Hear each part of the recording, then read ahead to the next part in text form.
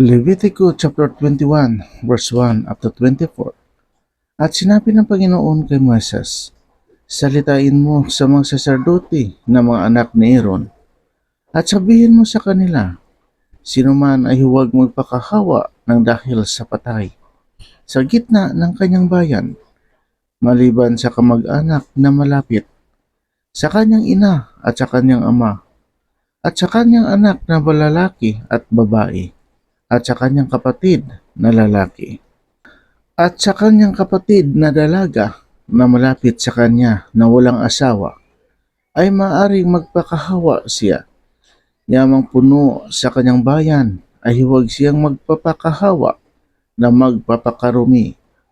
Huwag nilang kakalbuhin ang kanilang ulo, o gugupitin man ang dulo ng kanilang balbas, o bukudlitan man ang kanilang laman.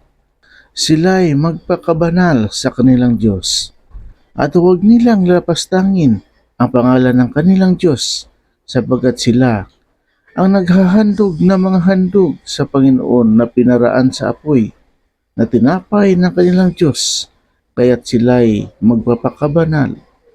Huwag silang makikisama sa patutot o kalapastangan, ni makikisama sa babaeng hiniwalay na kanyang asawa, sapagkat ang saserdote ay banal sa kanyang Diyos.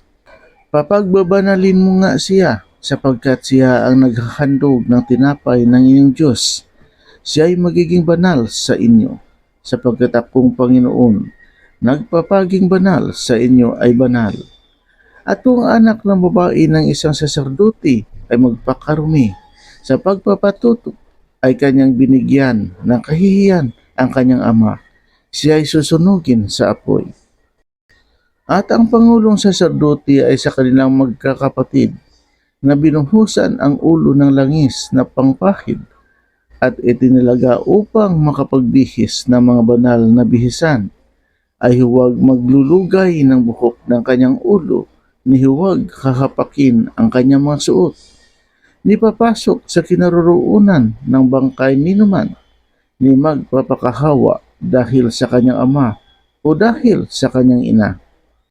Nilalabas sa santuaryo, nilalapastanganin ang santuaryo ng kanyang Diyos, sapagkat ang talaga ng langis ng pangpahid ng kanyang Diyos ay nasa ulo niya.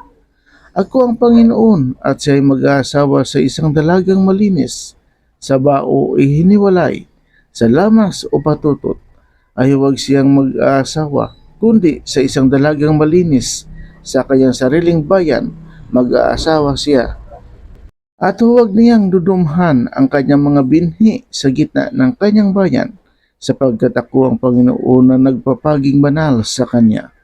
At sinalita ng Panginoon kay Moises na sinasabi, iyong salitain kay Aaron na iyong sasabihin, sino man sa inyong mga binhi sa buong panahon ng kanyang lahi na magkaroon ng anumang kapintasan, ay huwag lumapit sa maghandog ng tinapay ng kanyang Diyos.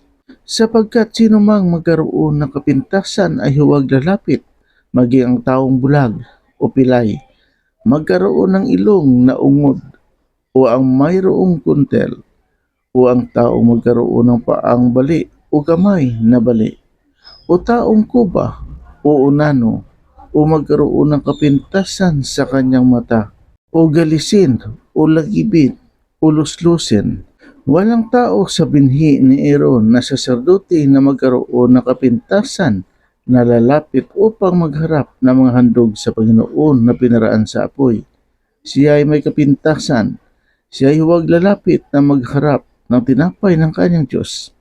Kanyang kakanin ang tinapay ng kanyang Diyos, ang pinakabanal at ang mga bagay na banal. Hindi lamang siya papasok sa loob ng tabing o lalapit man sa dambana, sapagkat may kapintasan siya, upang huwag niyang lapastanganin ang aking mga santuaryo, sapagkat ako ang Panginoon na nagpapaging banal sa kanila. Gayon sinalita ni Moses kay Aaron at sa kanyang mga anak, at sa lahat ng mga anak ng Israel. Amen, Lord. Please subscribe, like, and share. Salamat. God bless.